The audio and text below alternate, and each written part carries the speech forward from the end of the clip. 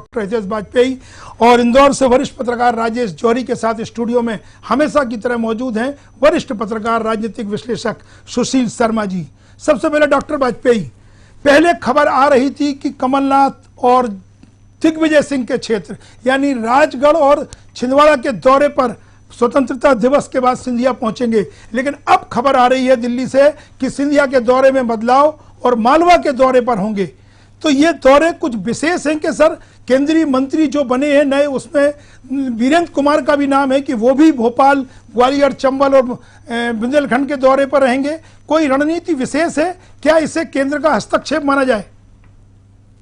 लगभग 39 मिनिस्टर्स हैं जो नए इंडक्ट हुए हैं और उन मंत्रियों के माध्यम से जनता के बीच केंद्र सरकार की उपलब्धियां, और आप और हम जब बात कर रहे हैं तब तक लगभग 20 बिल हमारे लोकसभा और राज्यसभा के थ्रू पारित हुए हैं राकेश जी। तो इन 20 बिल्स की जानकारी लोगों तक पहुंचाना, क्योंकि देखिए कांग्रेस तो कुछ कर नहीं रही है और ना ही वो सदन में रुचि रखती है, तो स्वाभाविक है कि मोदी जी और मोदी सरकार द्वारा जो निर्णय लिए गए हैं सदन में, उनको शांतिपूर्ण तरीके से लोगों के बीच पहुंचाना, जनता तक पहुंचाना कि उनकी सरकार उनके लिए क्या कर रही है।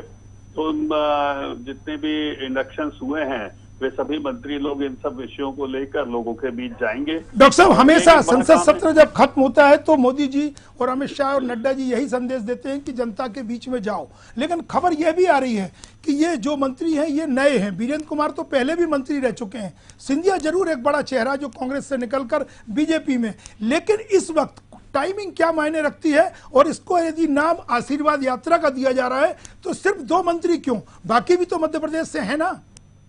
देखिए, जो नए मंत्री बने हैं उनको आशीर्वाद की जरूरत है, पुराने लोग तो ले चुके हैं। और इसके बाद जब ये लोग जनता से परिचय के बीच में जाएंगे तो विषय क्या रखेंगे वो मैंने आपको बताया ही है। रहा सवाल टाइमिंग का, तो देखिए साहब, भारतीय जनता पार्टी और उसकी सरकार लोगों के बीच जाने के लिए समय ढूंढती रहती है, कारण ढूंढती रहती है। अब क्योंकि हमको सब बैंकॉक तो जाना नहीं है, ना हमको अमेरिका जाना है, तो ना ही हमको वीकेंड पॉलिटिक्स करनी है। तो मुझे लगता है हमारे जनप्रतिनिधि और खास तौर से मंत्रीगण जनता के बीच रहें, इसको लेकर एक बृहत्तर यह अभियान है। और हमें खुशी होगी जब इन अभियान को हम लेंगे तो उस दौरान उनके द्वारा प्रतिपादित विषयों पर भी हम बैठकर चर्चा करेंगे, आखिर वो कौन से बिल हैं, उनसे क्या फायदा जनता को होने वाला है। इस दौरे के दौरान जो मंत्री हैं वो सीधे जनता से संवाद करेंगे या कार्यकर्ताओं से? और खबर ये भी है कि कुछ विशिष्ट जन जो भाजपा की कार्यक्रम का हिस्सा रहता है, रणनीति रहती है कि समाज में जिनका दखल है उनके बीच भी नेता पहुंचेंगे अलग से। देखिए, कार्यक्रम का जैसे ही जो फाइनल रूप है निकल कर आएगा तो हमारे संगठन की ओर से प्रेस कॉन्फ्रेंस भी होगी और उसमें आपको सूचित किया जाएगा कि किस प्रकार से उसका एक अंतिम स्वरूप तय हुआ है। आपके मन में भी या सुशील जी, आप लोगों के मन में भी कोई सुझाव है जिससे भारतीय जनता पार्टी अपने उस उद्देश्य को प्राप्त करने के लिए बेहतर काम कर सकती है, तो आप जरूर बताइए। इस डिबेट में जो चर्चा हो, आप अपने मतलब की चीज को पकड़ लीजिए। मैं डॉक्टर साहब लौट रहा हूँ। राजेश जौहरी जी, मालवा का दौरा सिंधिया का क्या मायने रखता है? ये वह क्षेत्र है जो पिछले चुनाव में मालवा से ही सिंधिया कांग्रेस का चेहरा बनकर सामने आए थे और निर्णायक बढ़त कांग्रेस को बीजेपी के मुकाबले मिली और जोड़ तोड़ से जैसे भी है वो सरकार के आंकड़े तक जा पहुंची थी। अब सिंधिया बीजेपी का चेहरा केंद्रीय मंत्री बनने के बाद पहला दौरा वो भी मालवा का, और मेरी जो जानकारी है वो देवास, शाजापुर और खरगोन भी पहुंचेंगे और इंदौर तो रहेंगे ही अंतिम समय में। तो सिंधिया का ये दौरा मालवा निमाड़ का क्या मायने रखता है? देखिए, इसमें ये सबसे इम्पोर्टेंट बात ये है कि जैसे डॉक्टर वाजपेयी एक अच्छे वक्ता हैं और भाजपा के एक वरिष्ठ प्रवक्ता भी हैं, वो कुछ भी कहें पर जातिगत समीकरण भारतीय राजनीति से कभी हट नहीं सकता। और अगर स्पेशली देखा जाए तो उत्तर प्रदेश, मध्य प्रदेश, बिहार, झारखंड, ये कुछ ऐसी स्टेट्स हैं जहां पर जाति का बहुत बड़ा महत्व है।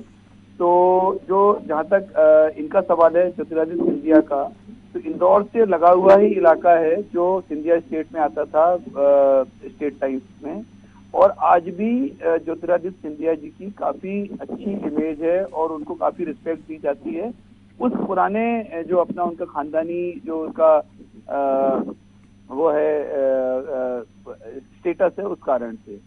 और जो नुकसान मालवा में भाजपा को हुआ उसका भाजपा को अच्छे से आकलन है। और दूसरी बात यह है कि भाजपा एक कैडर बेस्ड पार्टी है, जो कि हम माने या ना माने पर कहीं ना कहीं इस कैडर का यानी कि आरएसएस का बहुत बड़ा इस पे इफेक्ट होता है। और किसी भी तरह की कोई पॉलिसी होती है, कोई नीति निर्माण होता है, तो उसमें संघ का की दखल होती है और संघ का सुझाव जरूर होता है।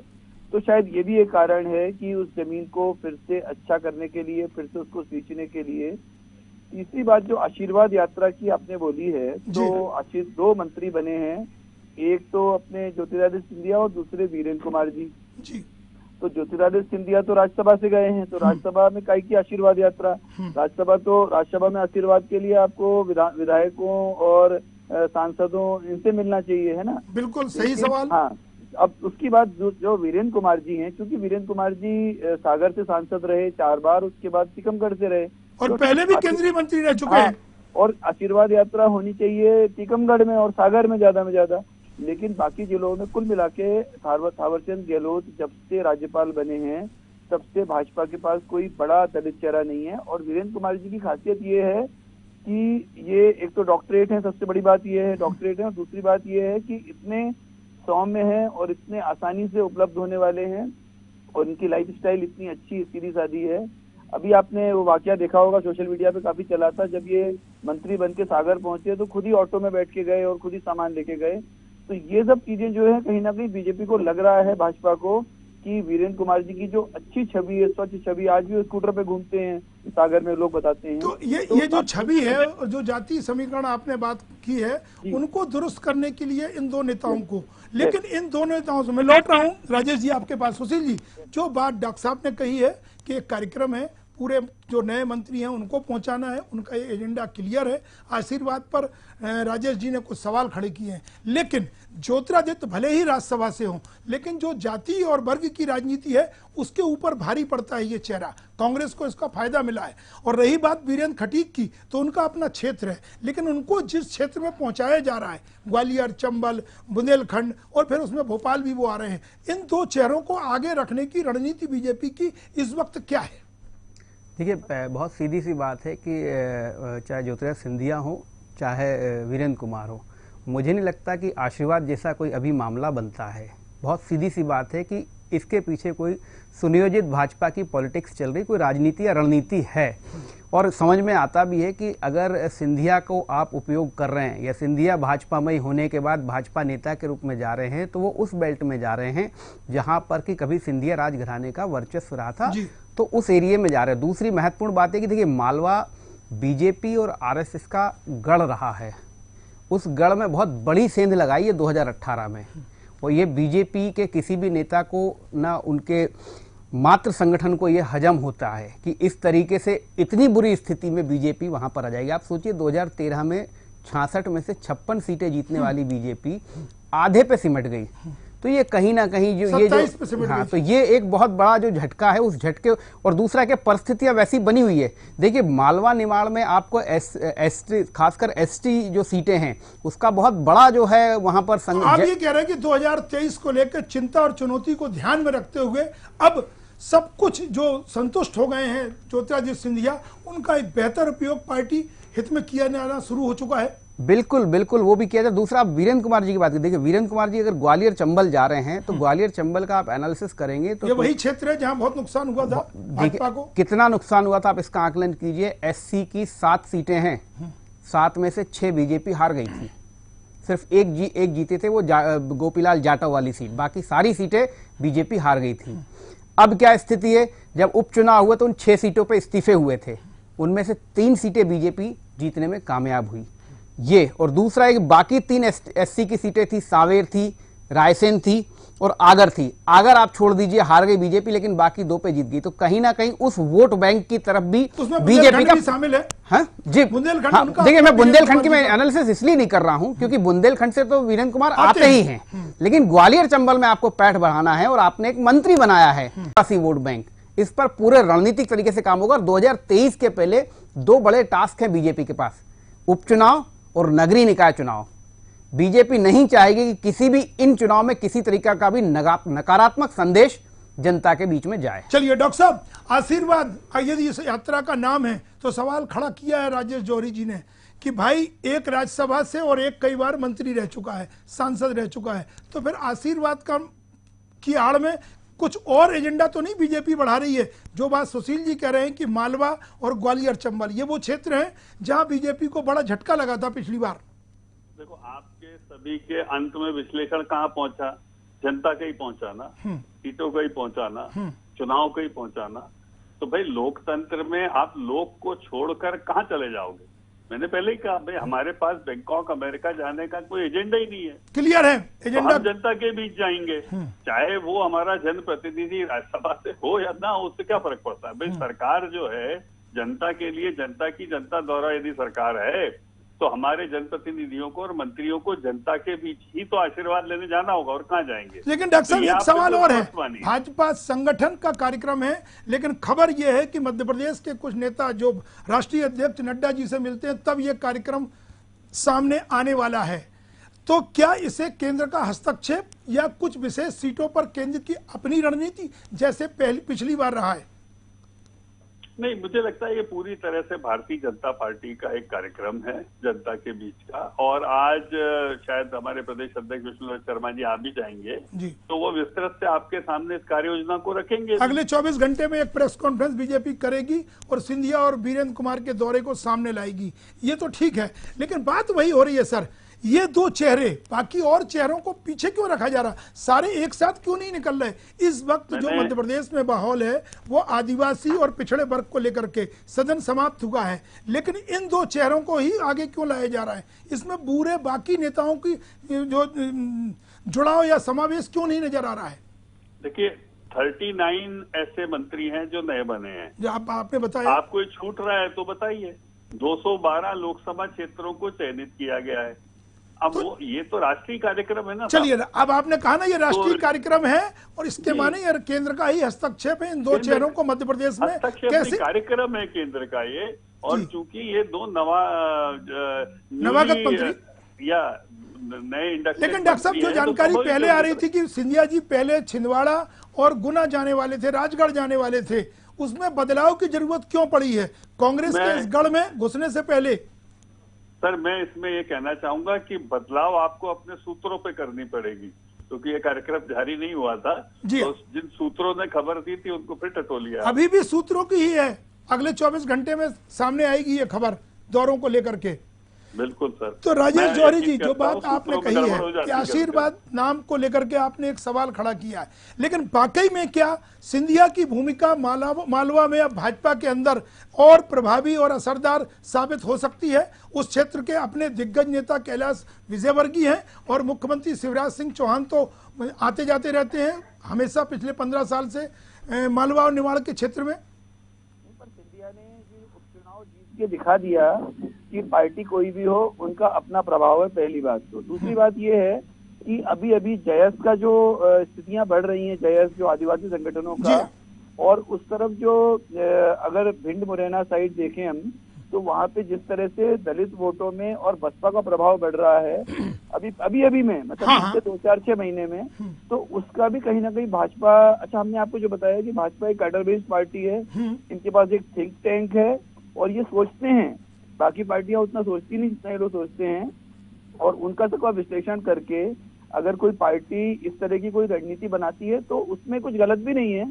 अपने जैसा डॉक्टर वाजपेयी कह रहे हैं, लोकतंत्र है, लोगों के पास जाना है तो जनता के पास जाना चाहिए उनको, इसमें कुछ गलत नहीं है। पर हाँ, ये जो विषय उठाए वो बड़ा सही है कि नाम आपने भले आशीर्वाद दिया, लेकिन उस आशीर्वाद की जगह आप कुछ और नाम भी दे सकते थे, जरूरी नहीं था उसको कि आशीर्वाद यात्रा ही। लेकिन डॉक्टर वाजपेयी ने क्लियर किया है कि कई जो एक साथ जो नए मंत्री बने हैं उनको, उनमें हो सकता कुछ राज्यसभा वाला हो या अभी को सदन के सदस्य भी ना हो, लेकिन जाना जनता के बीच में है। सुशील जी के पास चलते हैं। सुशील जी, सिंधिया फैक्टर अब नजर आने लगा है मध्य प्रदेश में, खासतौर से शिवराज कैबिनेट का हिस्सा, विष्णुदत्त की बीजेपी और अब जनता के बीच भी सोची समझी रणनीति के तहत केंद्र के हस्तक्षेप के बाद सिंधिया की एंट्री जनता के बीच में, कार्यकर्ताओं के बीच में होने जा रही है। देखिए राकेश जी, इस पूरे दौरे में जो मुझे एक बड़ी बात समझ में आती है कि जब सिंधिया कांग्रेस में थे तब उनका एरिया चिन्हित था। वो ग्वालियर चंबल से बाहर जब भी निकलने की कोशिश करते थे तो बाकी जो पार्टी कांग्रेस के जो बड़े कद्दावर नेता है वो शिकवे शिकायतों का दौर शुरू हो जाता था, और इसी तरीके से वो नेता अगर ग्वालियर चंबल में प्रवेश करने की कोशिश करते थे तो शिकवे शिकायतों का दौर शुरू हो जाता था। बीजेपी में आने के बाद मुझे लग रहा है कि इनको शायद मालवा के क्षेत्र में अगर पैठ बनाने का मौका मिला है तो बीजेपी के कुछ दूसरे नेताओं के लिए चिंता की बात है, क्योंकि स्वाभाविक है ग्लैमरस नेता हैं, चॉकलेटी चेहरा है, युवा हैं, तो कहीं ना कहीं जो है भले बीजेपी अपनी स्ट्रैटेजी के तहत उपयोग कर रही है, ये हाईकमान तय कर रहा है कि आपको, लेकिन मध्य प्रदेश सिंधिया को एक मैदान मिल रहा है, बड़ा मैदान मिल रहा है। कांग्रेस में इतना बड़ा मैदान सिंधिया को नहीं मिला था, तो ये बड़ा मैदान मिलना बीजेपी के कुछ थोड़ा नेता, जल्दबाजी नहीं है, उनका अपना प्रभाव क्षेत्र था, कांग्रेस उपयोग करती रही है। महाकाल के दर्शन करके वो निकले थे यात्रा में पिछली बार 2018 के चुनाव में, या बीजेपी एक नए प्रयोग के तहत कार्यक्रम के दौरान जाना बात अलग है। वैसे तो वो मध्य प्रदेश क्रिकेट बोर्ड की उसमें मीटिंग्स में भी जाते थे, लेकिन उनका उद्देश्य वैसा नहीं रहता था। ये राजनीतिक उद्देश्य है, राजनीतिक उद्देश्य से कभी भी सिंधिया को ग्वालियर चंबल से बाहर आने में दिक्कत आती थी। बीजेपी ये मौका दे रही है, तो ये सिंधिया के लिए बड़ी बात है। लेकिन अब देखना है कि आखिर पूरी स्ट्रेटजी सिंधिया के साथ बीजेपी की है क्या। इसको उपचुनाव से जोड़कर देखेंगे डॉक्टर वाजपेयी? क्यों नहीं भाई, आपको तो जिस चुनाव से देना वो बता दीजिए, जिस चुनाव से जोड़कर देखना है देखिए, क्योंकि भाई सरकार की उपलब्धियां, उन उपलब्धियों को जनता के बीच लेकर जाना, जनता का आशीर्वाद लेना, फिर रास्ते में जो साल भर ये काम करेगा, 5 साल ये काम करेगा, वो चुनाव तो जीतेगा ही ना साहब। तो नेताओं को, और खास तौर से जो मंत्री बन जाए, उनको ना अमेरिका जाना चाहिए, ना बैंकॉक जाना चाहिए, ना घर बैठना चाहिए, ना जूस पीना चाहिए 3 टाइम। मैं एक छोटी सी टिप्पणी और चाहूंगा डॉक्टर वाजपेयी, सदन में कार्यक्रम अपनी जगह है, क्या केंद्र का हस्तक्षेप अब भाजपा सत्ता और संगठन मध्य प्रदेश में नजर आने लगा है? देखिए राकेश जी, मैं इसको क्यों इनकार करूं भाई, जिसको आप हस्तक्षेप कहते हैं, मैं उसको कैडर बेस्ड पार्टी की फंक्शनिंग कहता हूं। और जिस कार्यक्रम को लेकर आज आप पूरी चर्चा कर रहे हैं, ये 212 लोकसभाओं में से गुजरने वाली 39 सांसदों द्वारा की जाने वाली पार्टी की लाइन पर केंद्र सरकार की उपलब्धि, और खास तौर से जैसे मैंने आपको बताया, उदाहरण के लिए 20 बिल जो हमने अभी पारित किए हैं सदन में, आप सोचिए जो नई लोगों तक पहुंच पाए, उसको लेकर लोगों के बीच जाना। चलिए, और यही तो काम है हमारा। चलिए सुशील जी, एक छोटी सी टिप्पणी आपसे भी चाहूंगा। जनता के बीच जब केंद्रीय मंत्री पहुंचेंगे तो ये दूसरों के लिए भी इसमें कोई संदेश होगा मध्य प्रदेश में, जबकि कोरोना काल के बाद सब कुछ वर्चुअल हो गया है, या आदमी के सामने कई तरह की समस्याएं हैं, चाहे बीजेपी हो या कांग्रेस हो, कार्यकर्ताओं को लेकर के, ऐसे में ये दूसरों के लिए भी कोई रास्ता रोके मतलब आगे का दिखाएगा, और ये सब कुछ 2023 की कड़ियों को अगर जोड़ा जाए तो उसी ओर जाता है। देखिए, अंत में तो जो है इस सारे कवायद का जो परिणाम जो है या जो परीक्षा है वो तो चुनाव ही होता है, तो वो तैयारियां बीजेपी लगातार करती है। ये 2 चेहरों के अलावा पूरी बीजेपी भी आगे पीछे आगे बढ़ती हुई नजर आएगी। नहीं, बीजेपी तो बाकी चेहरे भी रहेंगे। ऐसा नहीं, देखिए ये जो हितेश जी ने जो बात की है, सिर्फ फिर 212 ही सीटें क्यों चुनी भाई? 212 ही लोकसभा सीटों के मतदाताओं को जानने का अधिकार है। क्या 20 विधेयक पास हुए? तो यही क्या तो बाकी नहीं, बाकी क्षेत्र क्या स्वतः उनको ज्ञात हो गया है? अभाव है डॉक्टर वाजपेयी से मैं पूछ नहीं पाऊंगा। ये रणनीति है ना, ये रणनीति है, रणनीति है। राजेश जौहरी जी, ये 2 चेहरे सामने रखकर पूरे मध्य प्रदेश के लिए क्या संदेश, और बीजेपी की ये आगामी जो रणनीति का अगर हिस्सा है तो उसको किस तरह से देखा जाए? इसमें एक समस्या ये भी आ सकती है, बीजेपी के अंदर की समस्या भी आ सकती है, क्योंकि ऑलरेडी कल की एक घटना आपको मालूम ही होगी, जो कल अपने कैलाश विजयवर्गीय जी की और अरविंद भदौरिया की मुलाकात हुई, उसमें बहुत सारे मायने निकाले गए। आज भी मुलाकात हुई है। हाँ, और आज और कैलाश जी कई मुलाकातें हुई, लेकिन उसके पहले चीफ मिनिस्टर से मिले हैं कैलाश जी, अभी भुट्टा पार्टी भी है, बहुत कुछ है वो दौरा जी। तो इसलिए ऐसी समस्याएं भी आ सकती हैं, क्योंकि पार्टी के अंदर भी कई तरह की समस्या नहीं, समाधान के लिए। चलिए डॉक्टर साहब बोल लीजिए एक अंतिम टिप्पणी। मतलब अगर राजेश जौहरी की बात को समझा जाए तो सिंधिया के दौरे को तो अभी अंतिम रूप दिया जा रहा है, लेकिन मालवा में, निमाड़ में दिग्गज नेता कैलाश विजयवर्गीय का एक लंबा प्रोग्राम भोपाल में देखने को मिला है। देखिए, बहुत समय बाद वो आए हैं, और उनकी भुट्टा पार्टी तो पूरे देश भर में प्रसिद्ध है। और जौहरी साहब आपके तो घर के ही हैं, आप जानते हो। और चलिए जनता पार्टी अब इस समाधान चर्चा के को लिए मैं होती यहीं है। रोकना चाहूंगा, समय इजाजत नहीं दे रहा है, लेकिन सिंधिया का अपने बढ़ते हुए कदम हो, लेकिन कैलाश विजयवर्गीय के दखल और दिलचस्पी जो मध्य प्रदेश में है उससे इनकार नहीं किया जा सकता है। तो हम तीनों मेहमानों का शुक्रिया अदा करेंगे, आदरणीय राजेश जौहरी जी, डॉक्टर एस एस वाजपेयी और सुशील शर्मा जी, तीनों का बहुत बहुत धन्यवाद। विष्णु दत्त की भाजपा को भरोसे में लेकर